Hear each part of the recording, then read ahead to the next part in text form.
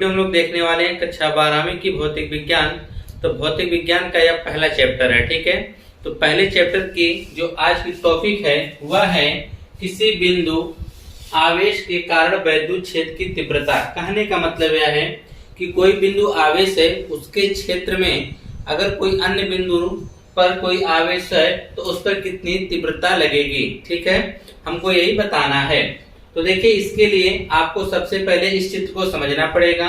जो भी चीजें लिखी गई हैं इसी चित्र के बारे में सब लिखी गई हैं। ठीक है, इसमें याद कुछ नहीं करना है। हमने इसको पहले इसलिए लिख दिया है ताकि ज्यादा वीडियो लंबी ना हो और आपको आसानी से समझ में आ सके और इसके आप अच्छे तरीके से नोट्स भी तैयार कर सकें। ठीक है, देखिए इस चित्र के बारे में हमको बताना है। इसी चित्र के बारे में सब लिखा हुआ है। पहले बार हम पढ़ के आपको समझा देते हैं। देखिए, यह जो O है, ठीक है, इसी O पर एक प्लस क्यू आवेश है। ठीक है, और इसी प्लस क्यू आवेश का चारों तरफ इसका अपना एक क्षेत्र होता है जिसे हम वैद्युत क्षेत्र कहते हैं। वैद्युत क्षेत्र क्या होता है यह हम आपको बता दें कि वैद्युत क्षेत्र वह क्षेत्र होता है जो किसी आवेश के चारों तरफ का क्षेत्र होता है। ठीक है, और उसी क्षेत्र में अगर हम किसी अन्य आवेश को ला रहे हैं तो उस आवेश पर दो कंडीशन होंगी, या तो उस पर आकर्षण बल लगेगा या तो प्रतिकर्षण बल का वह अनुभव करेगा। ठीक है, तो यानी हम यह कह सकते हैं वैद्युत क्षेत्र कि किसी आवेश के चारों तरफ का वह क्षेत्र जिसमें किसी अन्य आवेश को लाने पर वह आकर्षण या प्रतिकर्षण बल का अनुभव करता है, उसे हम क्या कहते हैं, वैद्युत क्षेत्र कहते हैं। यहाँ पे जो बिंदु O पर प्लस क्यू आवेश रखा गया है, इसका अपना चारों तरफ एक वैद्युत क्षेत्र है। इसी वैद्युत क्षेत्र में हम लोग इस बिंदु O से स्मॉल r दूरी पर एक बिंदु P लेते हैं और हमको बताना है इस बिंदु P पर वैद्युत क्षेत्र की तीव्रता कितनी होगी। क्या बताना है, वैद्युत क्षेत्र की तीव्रता कितनी होगी। तो जितनी चीजें हमने बताया है वही सारी चीजें इसमें लिखा गया है। क्या लिखा गया है, माना कि एक प्लस क्यू कूलाम का आवेश किसी ऐसे माध्यम में बिंदु O पर स्थित है जिसका परावर्तनांक K है। कहा गया है ना कि प्लस क्यू कूलाम का जो आवेश है वह किस बिंदु पर है, O बिंदु पर स्थित है। तो देखिए, यह जो O बिंदु है इस पे कौन सा आवेश स्थित है, प्लस क्यू आवेश स्थित है। ठीक है, और एक किस माध्यम में रखा गया है, माध्यम का परावर्तनांक क्या दे रखा है, कैपिटल K है। फिर कह रहा है कि आवेश Q के द्वारा उत्पन्न वैद्युत क्षेत्र में यह जो आवेश Q है इसके चारों तरफ अपना एक क्षेत्र उत्पन्न होगा। ठीक है, जैसे चुंबक होता है ना, चुंबक के चारों तरफ उसका अपना एक क्षेत्र होता है। अगर उसके क्षेत्र के अंतर्गत अगर कोई लोहे का टुकड़ा आता है तो वह क्या करता है, उसके ऊपर क्या करता है, आकर्षित, उसको अपनी तरफ क्या करता है, आकर्षित करता है।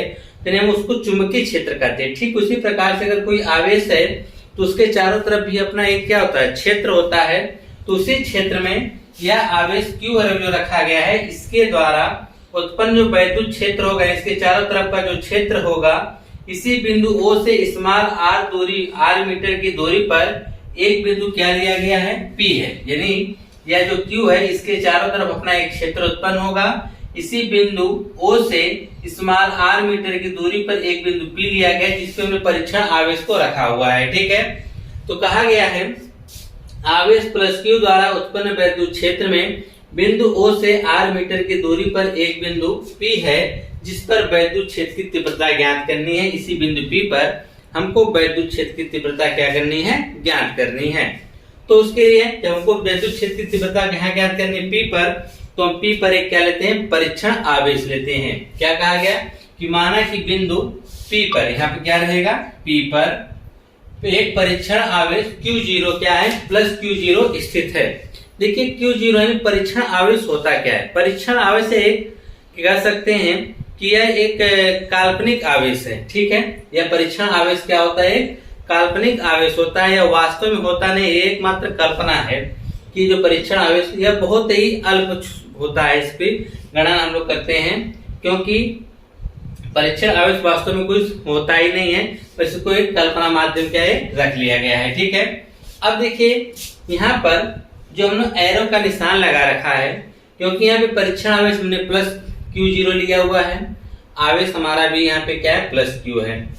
तो यहाँ से क्या होता है कि इस पर प्रतिकर्षण बल लगता है और यह बल की दिशा इस तरफ है, यानी O से P की तरफ है, इसलिए इसको F से इस तरफ दिखाया गया है। ठीक है, अब आगे देखते हैं कि जब दो आवेश हो गए हैं तो इन दोनों आवेश पर, जब दो आवेश हो गए तो दोनों आवेशों के बीच क्या लगेगा, बल लगेगा। वह कौन सा बल लगेगा, प्रतिकर्षण बल लगेगा। किसके द्वारा, प्लस क्यू वाला क्यू नॉट, यानी जिसको आप क्यू जीरो कह सकते हैं या क्यू नॉट भी उसको पढ़ाया जाता है, उसके ऊपर क्या लगाएगा, वैद्युत बल लगाएगा। अब पहले हम निकाल लेते हैं कि वैद्युत बल कितना लग रहा है।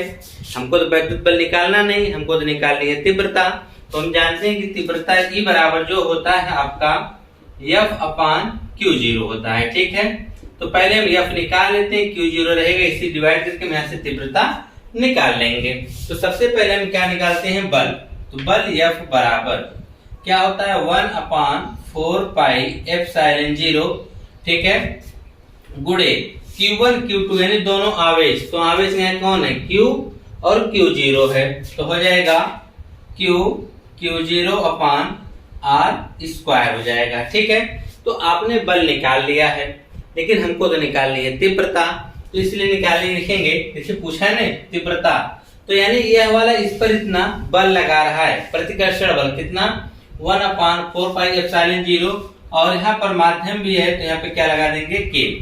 तो 1 अपान 4 पाई एप्सिलॉन 0 इंटू K गुणे Q0 बटा R स्क्वायर होगा।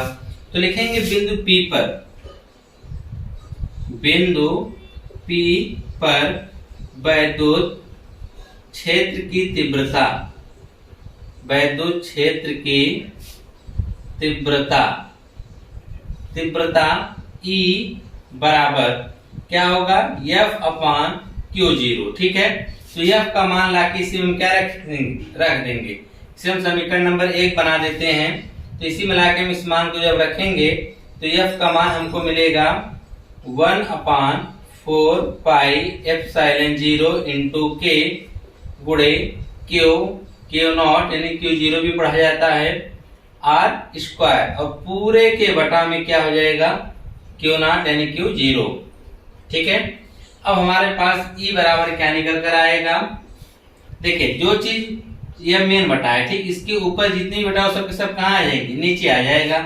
तो हो जाएगा 1 अपान 4 पाई एप्सिलॉन 0, फिर देखिए आगे गुणे Q0, नीचे भी गुणा का निशान लगा देंगे, ये सारी चीजें नीचे आ गई। तो हो जाएगा, देखिए यह हो जाएगा Q स्क्वायर Q0 गुणे R स्क्वायर। ठीक है, यह जो बटा में था, यह बटा में सबसे नीचे चले आए। ठीक है, क्योंकि ये नीचे का बात है हम आपको बता दें, अगर कहीं लिखा है 2/3, पूरे के बटा में क्या लिखा हुआ है 5, तो यह 3 कहाँ आ जाएगा, नीचे आ जाएगा, यानी हो जाएगा 2 गुणे 3 गुणे 5। अगर यही चीज यह लिखा जाता 2 बटा, यहाँ पे नीचे लिख देते हैं, अगर ये लिखा जाता 2 बटा, इसके बटा में 3/5 लिखते हैं, तो यह 5 कहाँ जाता, ऊपर। यह जो हमारा मेन बटा है, अगर इसके बटा में बटा कोई तो क्या जाता है, नीचे। अगर इस मेन बटा के ऊपर कोई बटा तो कहाँ जाता है, नीचे। नीचे वाला कहाँ जाता है, ऊपर, ऊपर वाला कहाँ जाता है, नीचे आ जाता है। ठीक है, इस चीज का ध्यान रखेंगे आप लोग। अब आगे देखिए, तो आप देखेंगे कि Q0 से Q0 क्या होगा, कट जाएगा। तो क्या बचेगा, E बराबर 1 अपान 4 पाई एप्सिलॉन 0, 1 अपान 4 पाई एप्सिलॉन 0 इंटू K, छूट जा रहा है। ठीक है, गुणे, आप ध्यान देंगे क्या बचा है, Q अपान R स्क्वायर, यही बच गया है। ठीक, और तीव्रता का मात्रक हम यहाँ से निकालेंगे, बल बटा कूलाम, बल है तो इसका हो जाएगा न्यूटन प्रति क्या हो जाएगा, कूलाम, न्यूटन प्रति कूलाम हो जाएगा। ठीक है, और यहाँ से हम चाहे तो K बराबर क्या रख सकते हैं, 1 रख सकते हैं। क्या रख सकते हैं, 1 रख सकते हैं। तो यहाँ पे हम लिख देंगे कि निर्वात या वायु के लिए, निर्वात या वायु के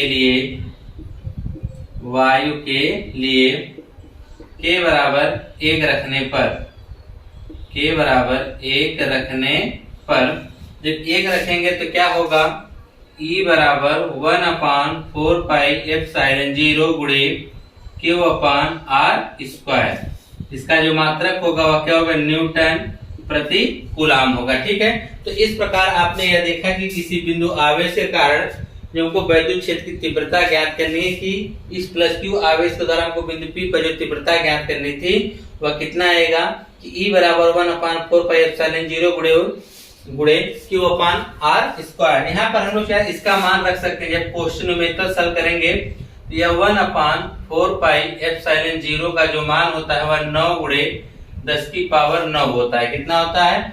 9 गुणे 10⁻9 होता है। और हम मात्रक की बात करें तो होता है न्यूटन मीटर स्क्वायर प्रति कूलाम स्क्वायर। क्या होता है? न्यूटन मीटर स्क्वायर प्रति कूलाम स्क्वायर होता है। यह मान और मात्रक याद रखिएगा, ठीक है। मिलते हैं नेक्स्ट वीडियो में।